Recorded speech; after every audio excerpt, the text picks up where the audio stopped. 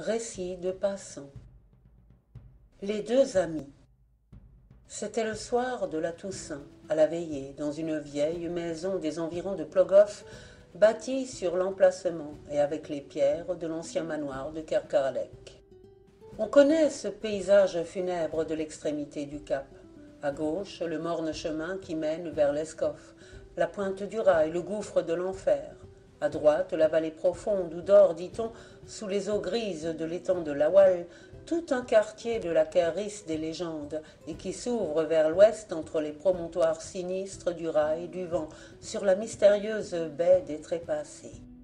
Dans la cuisine, étroite et sombre comme une crypte, une douzaine de personnes formaient cercle devant l'âtre, encadré, suivant l'usage de la région, par une boiserie peinte supportant sur une tablette une vierge en faïence entre deux bouquets de fleurs artificielles.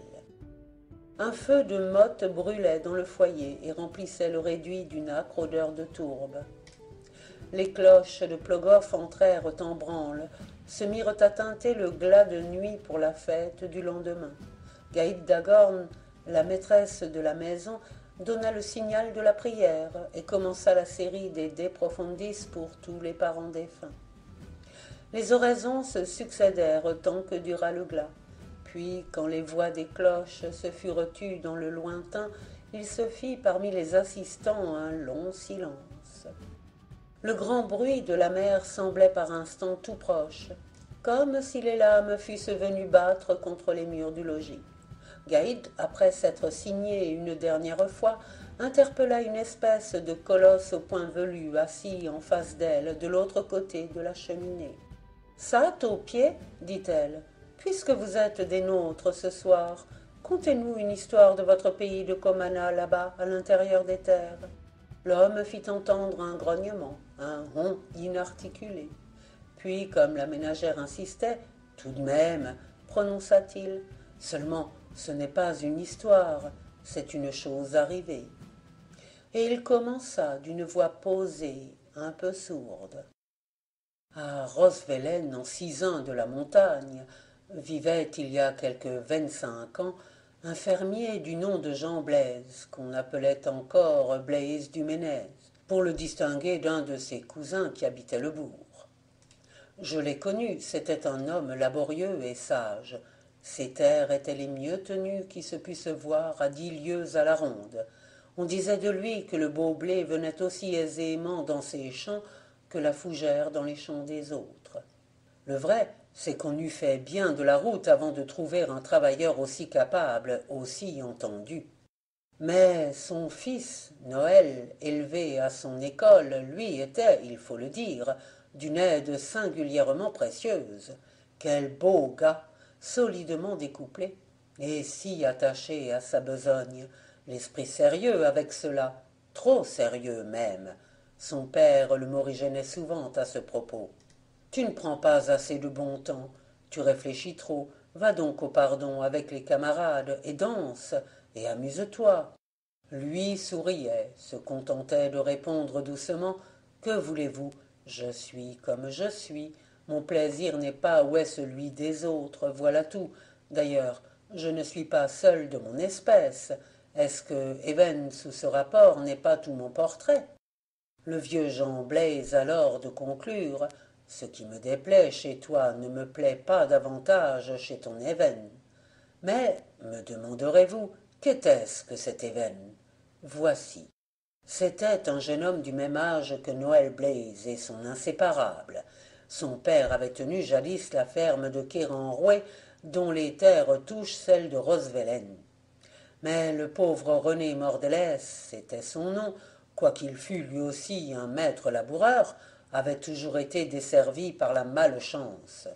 Au lieu que les cultures de Jean Blaise, son voisin, prospéraient de plus en plus d'année en année, les siennes, quelque peine qu'il se donnât, tournaient toujours contre son attente. Il y a comme cela des domaines et des gens sur qui pèse une fatalité. René Mordelès épuisa, on peut dire, toutes les infortunes. Ses bêtes crevaient, sans qu'on sût de quelle maladie. L'eau noyait ses foins, sa moisson se desséchait sur pied. Un hiver, la foudre tomba sur sa grange. Il lutta longtemps, finalement fut vaincu. La tristesse et le désespoir s'emparèrent de lui et le conduisirent à la tombe. Sa veuve ne tarda pas à le suivre dans la mort. Restait un enfant, Even, ou comme on l'appelait alors à cause de son jeune âge, Evenik. Il venait d'avoir 10 ans et se préparait à sa première communion.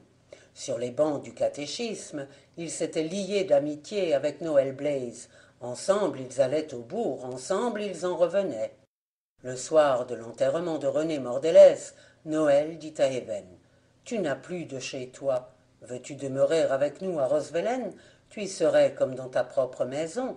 Mon père te donnerait les gages d'un gardeur de vaches.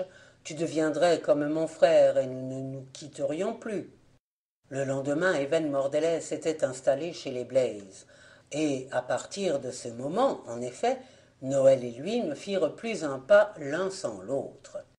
Leur amitié ne fit que grandir avec l'âge, à mesure qu'ils grandissaient eux-mêmes. Le temps vint pour eux de tirer au sort. Il se trouva que Noël eut un mauvais numéro, tandis qu'Even en ramenait un bon. Jean Blaze, qui se sentait vieillir, fut désolé à la pensée que son fils lui serait enlevé pour 7 ans, sans compter que c'était l'époque où l'on se battait par là-bas, je ne sais où, du côté de la Russie. Et la ménagère, la bonne Glauda, était encore plus navrée que son mari. Dès que les hommes étaient partis pour les champs, elle s'asseyait sur le bantocelle auprès de la cheminée pour pleurer à chaudes larmes, se lamenter en maudissant la conscription et la guerre. Le soir, tout le monde couché dans la ferme, Jean Blaze et elle s'attardaient de part et d'autre du foyer, devant la cendre déjà éteinte, à échanger leurs idées noires, leurs craintes, leurs mauvais pressentiments. « C'est si long, 7 ans, disait Jean Blaze. Serais-je encore là quand il reviendra? Ce à quoi je songe, moi, c'est qu'il peut ne pas revenir, faisait Clauda. Et ils restaient songeurs, tristes, sans foi dans l'avenir, murmurant chacun à part soi, si du moins le sort était tombé sur Even. Quant à acheter un remplaçant, cela n'était pas dans leurs moyens. Le marchand d'hommes demandait trop cher. Cependant, les jours s'écoulèrent, approchant le terme fatal. Even n'avait pas été sans voir que Jean Blaze avait beaucoup perdu de sa vaillance à la tâche, et que Glauda, à table, sitôt qu'elle fixait les yeux sur son fils, se détournait pour essuyer furtivement une larme. « Allons, se dit-il un matin au saut du lit, il faut qu'aujourd'hui je me décide à parler. » Le hasard favorisa son dessein. Quand il vint prendre les ordres du maître pour la journée, Jean Blaze s'exprima de la sorte. « J'ai résolu de commencer à défricher la Grand-Lande. Tu guideras les chevaux et Noël conduira la charrue. Buvez tous deux un bon coup de cidre, car les souches sont vieilles et le travail sera dur. » Voilà nos gaillards partis. Quand ils furent seuls avec l'attelage, là-haut sur le versant du Ménez, dans la Grand-Lande, Even dit à son ami Noël, « Laissons souffler un peu les bêtes avant d'entamer la première tranchée, et asseyons-nous sur cette roche plate qui est, si l'on en croit les vieilles femmes, le tombeau d'un saint inconnu. Regarde comme on voit bien de cette place tout le pays.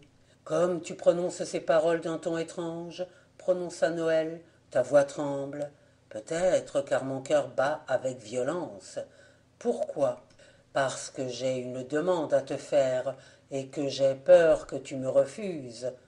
T'ai-je jamais rien refusé à toi qui m'es plus qu'un ami, plus qu'un frère ? Eh bien, promets-moi que tu m'accorderas encore cette grâce-ci. Tout ce que tu voudras, pourvu que ce soit en mon pouvoir. Jure-le. » Noël cracha, selon l'usage, dans le creux de sa main droite et leva la paume ouverte vers le ciel. « Je le jure, fit-il. »« Tu me donnes donc la plus grande joie que j'aie jamais rêvée en ce monde, » reprit Even. « Je vais enfin pouvoir m'acquitter de ma dette envers toi et envers tes parents. Tu te rappelles, Noël, ce soir d'octobre où l'on porta ma mère en terre pour la réunir à son mari, à mon pauvre, à mon malheureux père, Dieu lui fasse paix.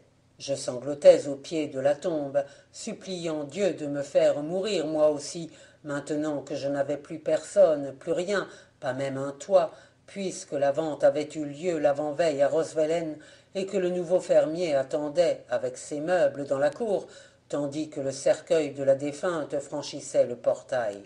Soudain j'entendis une voix qui me disait « Viens, Événique, ton lit est fait chez nous. » Grâce à toi, Noël, grâce à Jean Blaise et à Clauda, je n'ai pas connu l'amertume du pain mendié.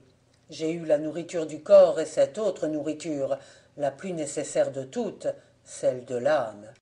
J'ai été aimé, moi l'orphelin, moi l'enfant de misère et d'abandon. Pas un matin je ne me suis réveillé sans te bénir, toi et les tiens. Mais comment vous prouver à tous que vous n'aviez point obligé un ingrat? En m'appliquant au travail de mon mieux? Beau mérite. Ton père n'a jamais voulu admettre que je travaille sans être payé. À la fin, tout de même, l'occasion que je guettais est venue. Avoue, Noël, que je serais le plus méprisable des hommes si je la laissais échapper. J'ai tiré un bon numéro, toi un mauvais, mais tu ne partiras point. C'est moi qui partirai à ta place. Le fils de Jean Blaise, assis sur la roche à côté de son ami, avait écouté Venmordelès sans l'interrompre, mais au dernier mot il bondit. « Cela jamais !» s'écria-t-il. « J'ai ta parole sacrée, » riposta l'autre. « Il n'y a pas de parole qui tienne. Quand le sort a prononcé ce qui doit être, doit être. Le sort, c'est la voix de Dieu. Dieu ne m'en voudra point de parjurer un serment fait à l'encontre de ses desseins. » Tu t'emportes bien légèrement, Noël, dit Even, la main sur l'épaule du jeune homme, et bien inutilement aussi, ajouta-t-il en tirant de la poche intérieure de sa veste un papier plié avec soin. Tu vois ça? C'est la feuille de route d'Yves Mordelès, fils de défunt René et Marie Mingam, accepté sur avis du commandant de recrutement comme soldat du train des équipages, en remplacement du nommé Noël Blaise, auquel il est reconnu apte à se substituer. Et maintenant, frère, à la charrue. Les chevaux commencent à se demander ce que nous faisons là. La Grand-Lande, je vous prie de le croire, fut éventrée de la belle façon. Noël était si impressionné, si nerveux, si dépité même, qu'il faisait voler le coutre comme une hache à travers les souches d'ajoncs presque séculaires. À 10 heures, quand le cornbout de la ferme appela les laboureurs au repas, la sueur ruisselait du front du jeune homme, pressé comme les gouttes d'une pluie d'orage. Mais son âme aussi s'était amollie, et lorsqu'Even, le prenant par le bras, lui demanda « Dis, est-ce que tu m'en veux encore ?» il ne put que le serrer sur sa poitrine et fondre en larmes. Ici le taupier s'interrompit. « Je n'ai pas l'habitude, fit-il, de parler si longtemps d'une seule haleine. Dans mon métier, on est plutôt silencieux. » Gaët Dagorn, qui savait son monde, comprit que c'était une écuellée de cidre qui l'attendait. Il la but d'un trait, puis, s'étant essuyé les lèvres du revers de sa manche, il reprit le fil de son récit. Ce soir-là, donc, quand les servantes eurent fini d'aller et de venir par la cuisine, Jean Blaise et Clauda, sa moitié de ménage, s'assirent selon leur coutume dans leurs fauteuils de bois aux deux coins du foyer. Et ils recommencèrent leur jérémiade sur le sujet que vous savez, incapables désormais de penser à autre chose. Soudain la porte de la cuisine s'ouvrit, et Even Mordelès entra, disant « Pardonnez-moi si je vous dérange dans vos méditations du soir, mais j'ai à vous entretenir. » Les deux vieux s'entre-regardèrent, eurent l'air de se demander l'un à l'autre « Que nous veut-il » Quelque chose d'important, à coup sûr, à en juger par sa mine grave et l'émotion qui perçait dans sa voix. Jean Blaise dit « Tu sais bien, Even, qu'il y a toujours place pour toi à notre feu. Entre toi et notre Noël, nous ne faisons aucune différence. » Le jeune homme s'était assis. Clauda dit à son tour, obéissant à son éternelle préoccupation. « Si quelque chose peut nous consoler du départ de Noël, c'est que tu nous restes, car tu ne songes point à nous quitter, toi aussi, je suppose. Ce n'est pas ton mariage, au moins, que tu viens nous annoncer. » Even ne put s'empêcher de sourire. « Si, fit-il, mais mon mariage avec le régiment. »« Tu t'engages pour suivre Noël ? s'écrièrent les maîtres d'une seule voix. Glauda se couvrit la figure de ses mains. Jean Blaise ajouta tristement, non sans amertume, « Fais ce qu'il te plaît, gars, nous deviendrons nous autres ce que nous pourrons. » Ne pleurez point, Glauda, dit Even, et vous, Jean Blaise, connaissez-moi mieux. Si je pars, c'est pour que votre Noël ne parte pas. Je venais vous avertir que je suis accepté par le gouvernement pour être son remplaçant. J'aurais souhaité vous apporter cette nouvelle plus tôt, mais pour une chose si simple, il faut des tas de démarches et de paperasseries. Je n'ai eu la lettre qu'hier. Sans ça, croyez bien que vous n'auriez pas été si longtemps à vous manger de chagrin en tâchant de faire bon visage. Pour le coup, Glauda s'était mise à sangloter. Quant à Jean Blaise, il avait laissé tomber sa pipe dans la cendre et demeurait ahuri comme un homme qui rêve. « Even Mordelès, prononça-t-il enfin, tu es un brave cœur. La bénédiction de Dieu est entrée avec toi dans notre maison. Mais l'as-tu dit à Noël ?» demanda-t-il, subitement inquiet. « Noël le sait de ce matin. » C'est donc pourquoi il était tantôt si taciturne, intervint Glauda. Il m'a donné le bonsoir d'un air tout drôle. Et il consent interrogea de nouveau Jean Blaise. Even répondit. Je l'ai prié de venir avec moi vous en assurer lui-même. Il n'a pas voulu. C'est qu'il a le cœur encore trop gros, voyez-vous, mais ça lui passera. Il t'aime tant, répartit Jean Blaise. Ça doit en effet lui être bien dur de songer que tu te sacrifies pour lui. Non, fils, je ne te cacherai pas que tu nous enlèves un poids terrible. Nous ne vivions plus. Tu nous rends la joie et le courage. Viens que nous t'embrassions. Tu es le digne rejeton d'une race d'honnêtes gens, Even. Le vieux était si troublé qu'il bredouillait. Il poursuivit, se tournant vers sa femme et l'appelant par le nom qu'il lui donnait au temps de leur fiançailles. « Va, Glodaïque, à mon armoire, et prends la bouteille qui est dans le fond, sous mes habits des dimanches. » Even l'interrompit. « Excusez-moi, Jean Blaise, nous avons, Noël et moi, à étriller les chevaux qui ont sué ferme dans la Grand-Lande. Il m'attend, je me sauve. » Et il s'enfonça très vite dans la nuit du dehors en tirant derrière lui la porte. « Mes amis, continua le taupier après un court silence, et non sans avoir jeté un coup d'œil sournois du côté de l'écuelle vide, l'allégresse des hommes est comme un feu de paille, elle jette une grande flamme, mais s'éteint aussitôt. Maintenant qu'Even Mordelès partait pour la guerre à la place de leur fils, les maîtres de Roswellen croyaient avoir conjuré le mauvais sort. Jamais Glauda ne s'était montrée si gaie. Elle se surprenait parfois à chanter des refrains de jeunesse, comme une petite couturière de 15 ans qui rentre de sa journée. La lumière du soleil lui paraissait plus joyeuse et comme rajeunie dans la fenêtre de sa cuisine. Elle ne craignait plus rien, pas même la vieillesse, pas même la mort, puisque son fils serait là pour lui fermer les yeux. Hélas, le proverbe dit vrai. Marin qui siffle attire la tempête, gens qui chantent attirent le malheur. Mais n'allons pas plus vite que les événements. Even Mordelès et Noël Blaise avaient toujours été, je vous l'ai dit, une paire d'amis incomparables, n'ayant qu'une âme, qu'un sentiment, qu'une pensée. Mais à partir du jour où ils faillirent se brouiller, par excès d'amitié, dans la Grand-Lande, leur affection devint encore plus étroite si possible, plus exclusive en tout cas, et presque mystérieuse. Ils ne parlaient plus qu'entre eux, passaient les dimanches après la messe à errer ensemble dans les champs, par les prairies solitaires, le long des vieux chemins abandonnés. Et le soir, dans l'écurie où ils couchaient tous les deux, auprès de leurs bêtes, ils avaient de longs colloques, des entretiens graves et passionnés dont rien ne transpirait au dehors. Cependant, la feuille de route du conscrit Mordelès fut apportée un jour par le secrétaire de la mairie. Il devait se rendre dans la Huitaine à Landerneau. La veille du départ, Clauda prépara de ses propres mains un souper succulent, et Jean Blaise mit en Perse la meilleure de ses barriques de cidre. À table, Even feignit une grande gaieté. Mais Noël eut toutes les peines du monde à desserrer les lèvres. Ils se retirèrent l'un et l'autre de bonne heure, prétextant qu'il faudrait se lever le lendemain à la première aube, de façon à être à Landerneau avec le soleil.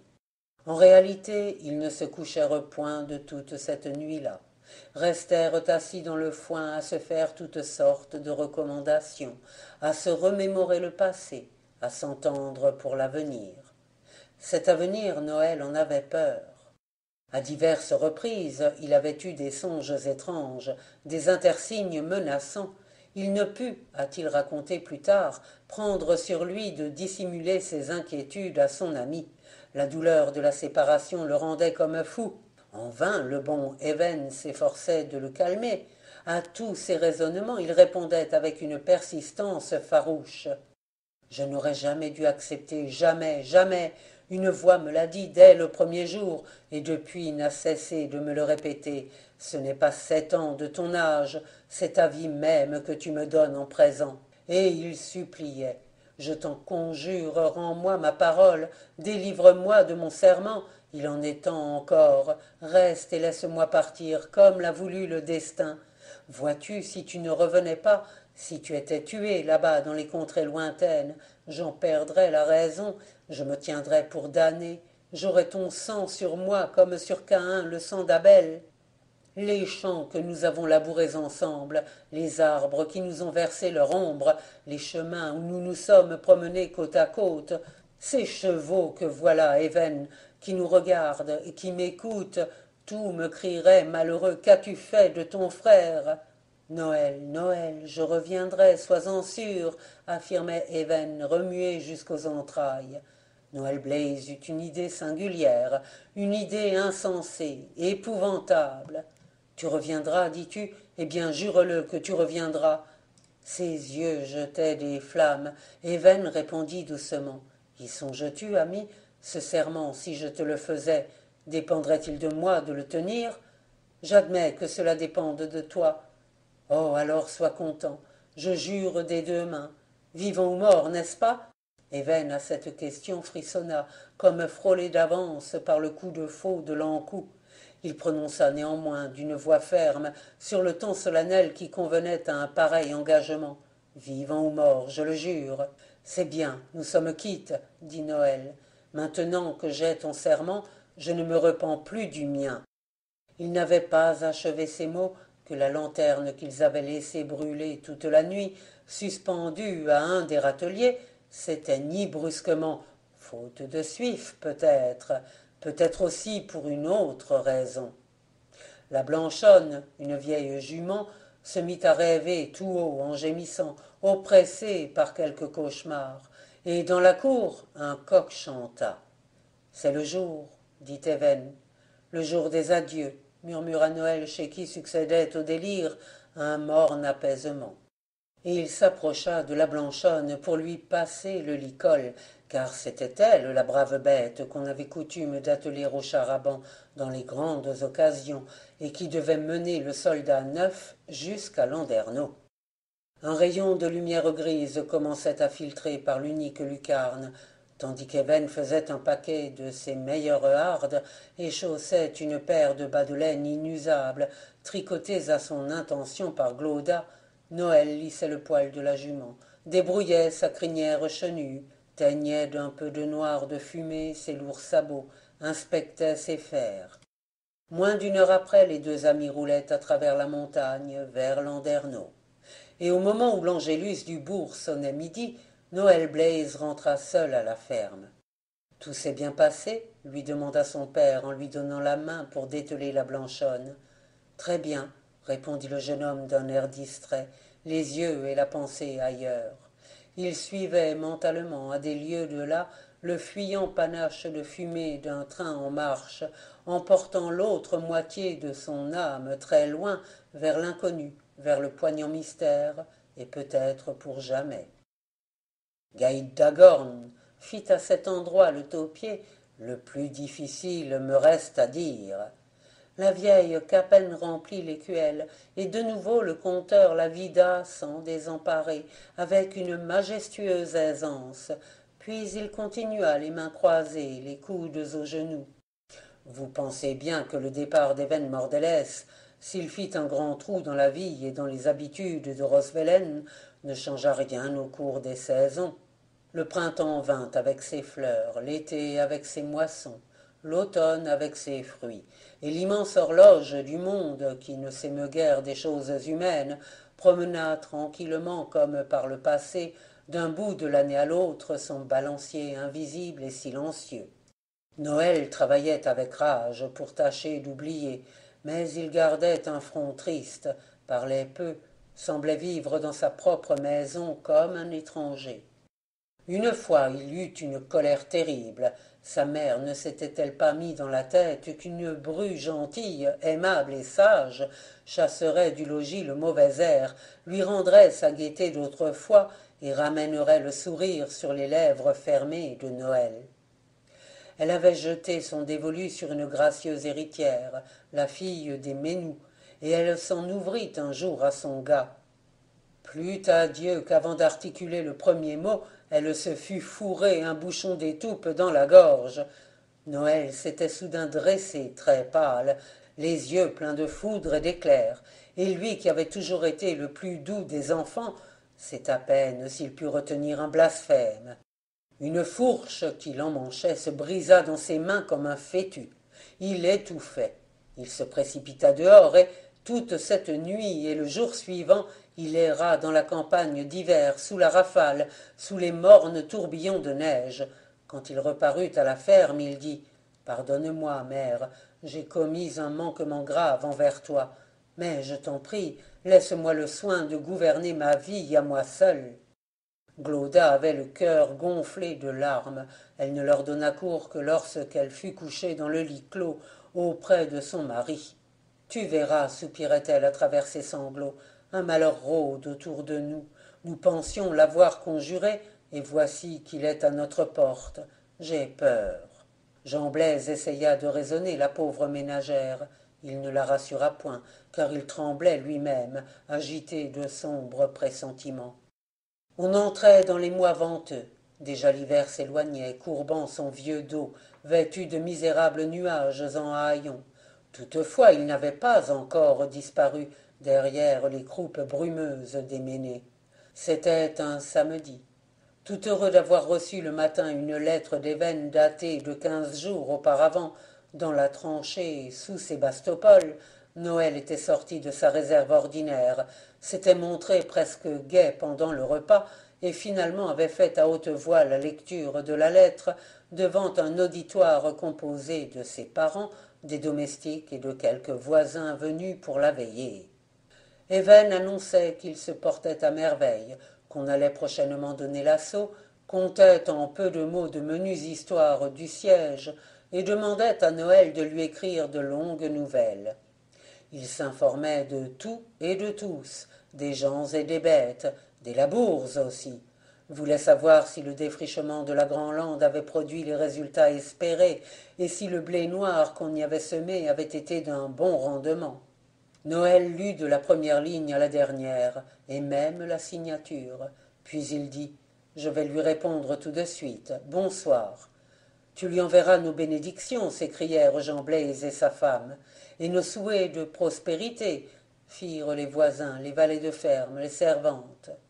Le jeune homme gagna l'écurie, suspendit son fanal au clou accoutumé, et là, dans la demi-clarté vacillante, il se mit à relire plus posément le grimoire de son ami, de son frère. Le vent d'ouest soufflait dans le pignon par grandes haleines intermittentes, avec de brusques accalmies, suivies d'une sorte de déchaînement sauvage. Or, voici qu'en relisant, peut-être pour la 20e fois, il sembla à Noël que certains passages de la lettre revêtaient un sens nouveau, plus profond, plus mystérieux. Une phrase disait « Les officiers prétendent que la guerre est sur le point de finir. Peut-être, quand te parviendra ce chiffon de papier, serai-je moi-même au moment de te rejoindre. Dieu fasse qu'il en soit ainsi. » Noël se prit à murmurer après l'absent. Dieu fasse qu'il en soit ainsi. Et à l'instant même, il eut le sentiment que cela allait être. L'ouragan s'était tu. Un silence effrayant régnait au dehors, une sorte d'attente angoissée. Noël tendit l'oreille. Quelqu'un venait. Un bruissement presque imperceptible de pas remuait les fougères desséchées qui jonchaient la cour, et 3 coups discrets, espacés de quelques secondes, furent frappés à la porte de l'écurie. Le cœur de Noël Blaze battit avec force. Les chevaux qui dormaient à demi s'ébrouèrent, tournèrent tous la tête dans la même direction, vers l'huisse de chêne qu'une lourde barre fermait. Noël demanda « Qui est là ?» « C'est moi, ton frère Even, » répondit une voix. « Mes avertissements ne m'avaient donc pas trompé, s'écria Noël.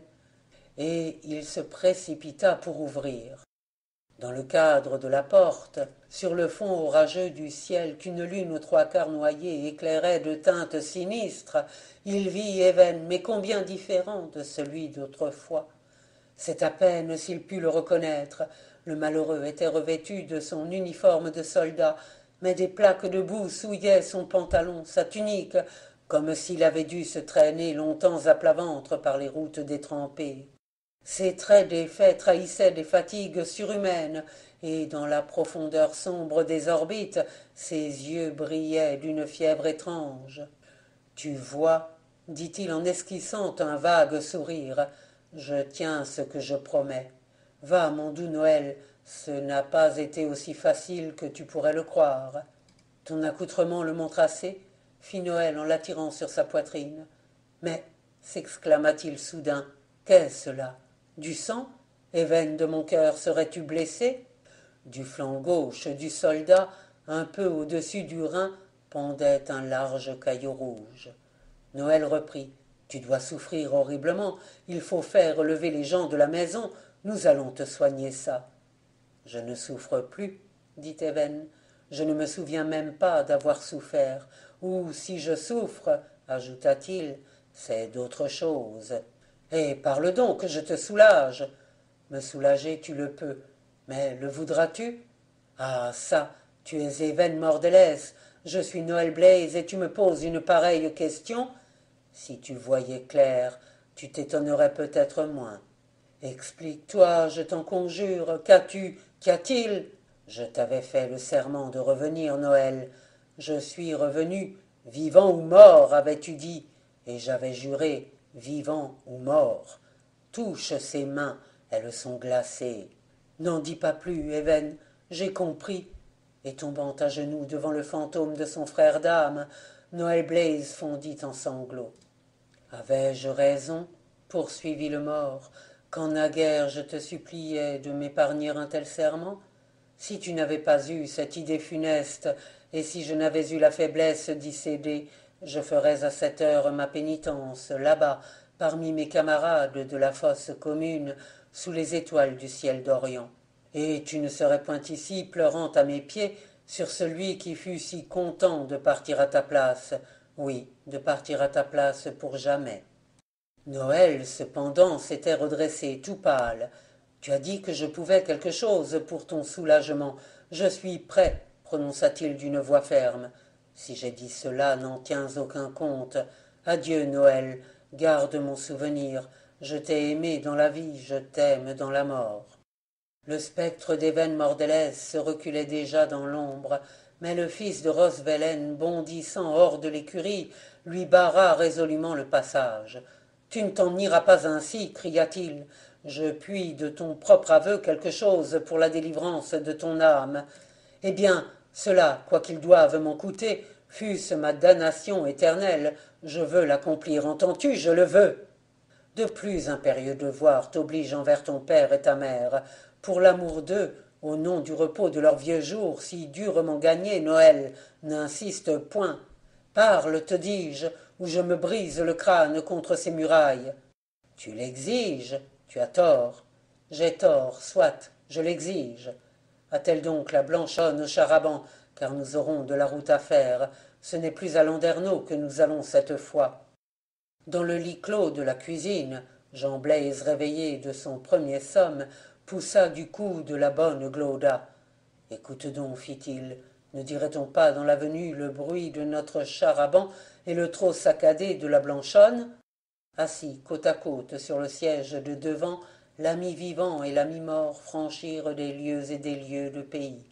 La vieille jument, d'allure d'abord hésitante, semblait avoir retrouvé son agilité d'autrefois, du temps où, jeune pouliche indomptée, elle faisait de ses 4 sabots jaillir du sol un quadruple éclair.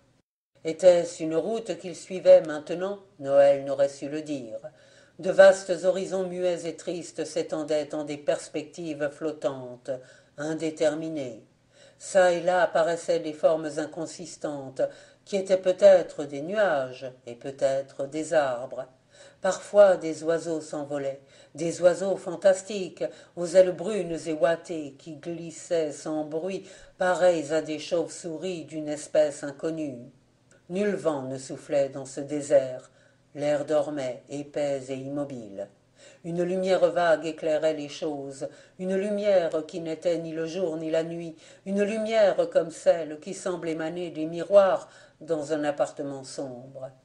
Mais le plus surprenant, c'était dans la terre l'absence de toute sonorité. La voiture roulait sans troubler le silence, et les sabots ferrés de la blanchonne n'éveillaient aucun écho dans la plaine sourde, la plaine noire. Soudain quelque chose de brillant se mit à luire, comme une eau pâle effleurée d'un rayon de lune. Nous approchons, dit Even. N'est-ce pas la mer que nous voyons devant nous? Demanda Noël. Non, c'est le marais des trépassés. Ils arrivèrent sur le bord de l'étang mystérieux. Noël, dit Even, es-tu toujours résolu? Toujours. Alors descendons. Ils mirent pied sur une plage de sable fin comme une cendre que hérissaient par places des joncs noirs, des roseaux funèbres. Fais le signe de la croix sur ta bête, poursuivit Even. Ainsi elle paîtra en t'attendant l'herbe des morts, comme si c'était une herbe vivante, et les esprits de la nuit ne pourront rien contre elle.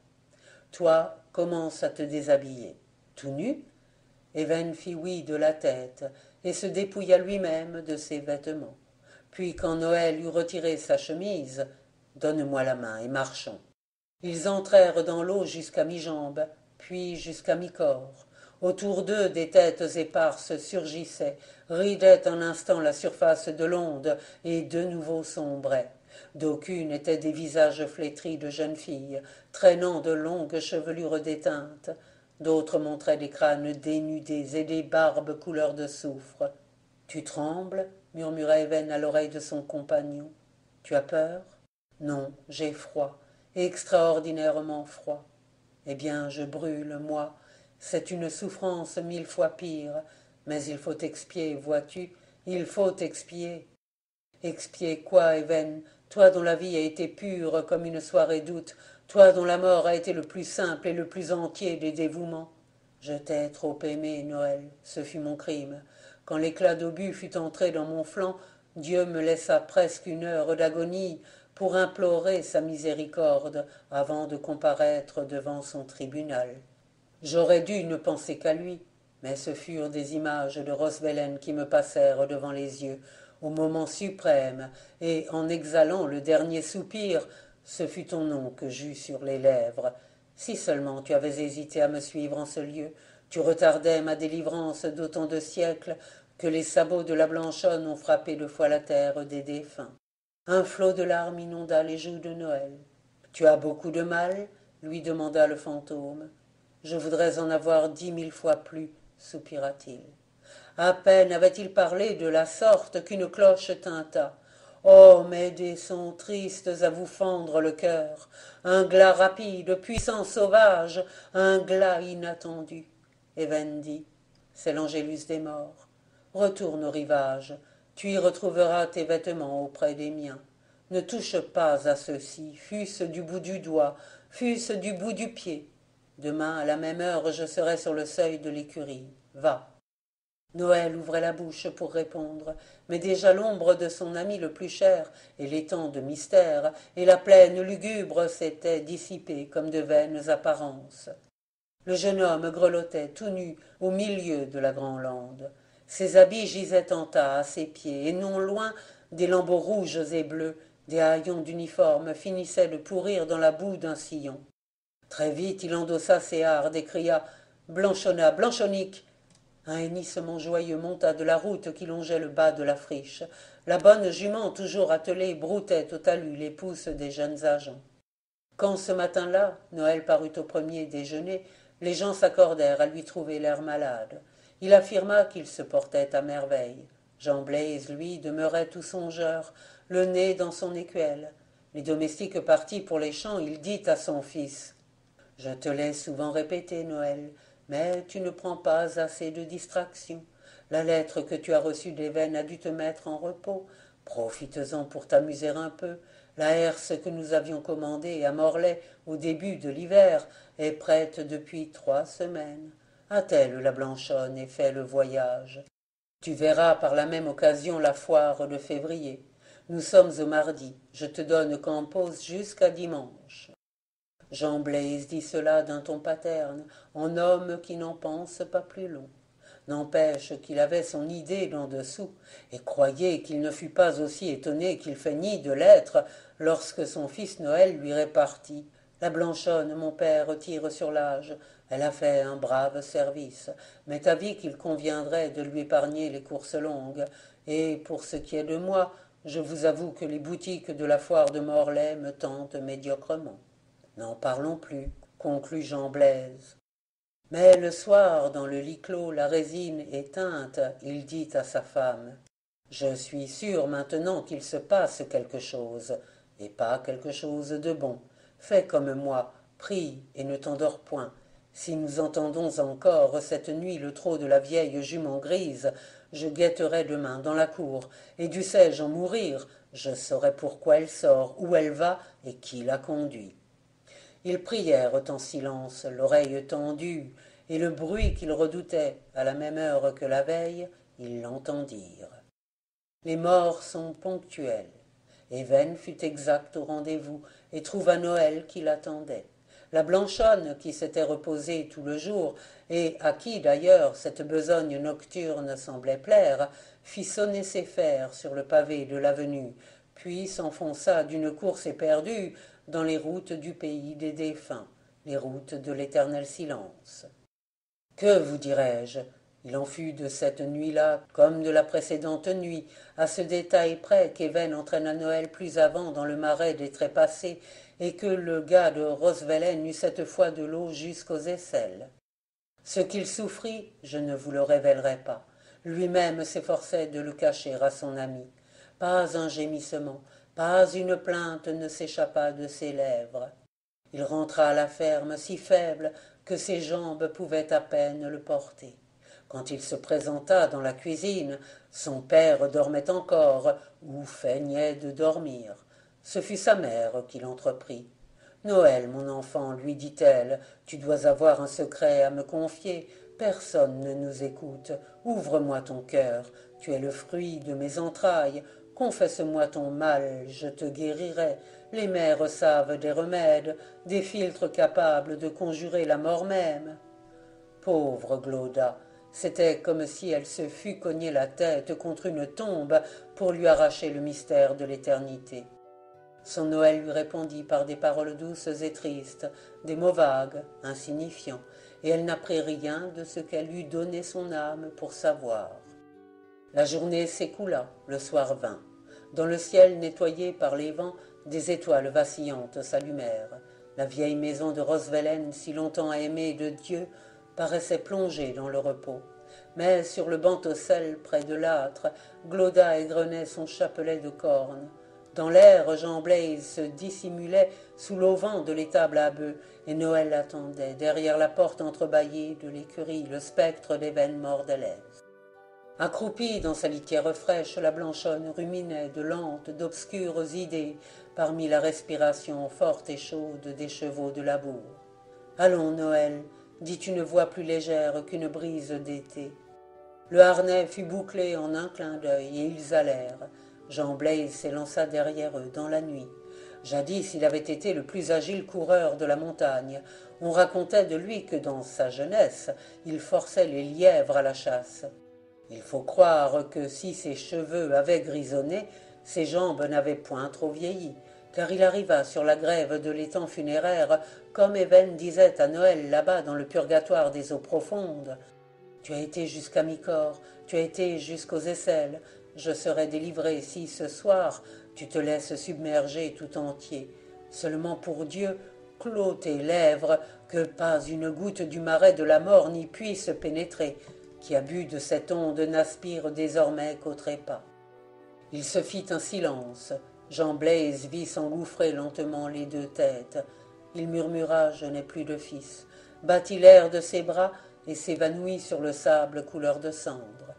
Quand il reprit ses sens, une cloche lointaine, une cloche de l'autre monde sonnait l'Angélus, et il entendit son fils Noël agenouillé près de lui, qui lui disait « Vois cette fumée blanche qui monte dans le ciel, c'est l'âme délivrée des veines mordelaises qui gagne le palais de la Trinité. » Il regarda, vit les talus plantés d'ajoncs, et de vers l'Orient, où le jour commençait à poindre, un petit nuage clair déjà haut, soulevé par les premiers souffles du matin.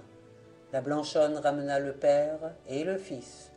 Debout au seuil de la maison, Glauda les reçut sur son cœur, blême des angoisses de sa longue veille. « Mon histoire devait finir ici, » grommela le taupier. « Mais elle a malheureusement une autre fin, et vous devinez laquelle. Soit involontairement, soit à dessein, Noël Blaise avait ouvert ses lèvres aux eaux de la mort. Il en perdit le goût de vivre. Il décéda le vendredi, jour du Christ. Son père et sa mère ne demeurèrent après lui que pour l'ensevelir. J'ai suivi les 3 enterrements dans l'espace d'une seule année. Dieu fasse paix aux maîtres de Roswellen. Ils sont en paradis, je pense, et peut-être aussi la Blanchonne, qui jamais ne pêcha. Gabe Dagorn, la nuit s'avance. Vous feriez bien de réciter un dernier De Profundis pour les âmes. Moi, j'ai dit. Et joignant ses mains velues, le taupier de Comana rentra dans son silence.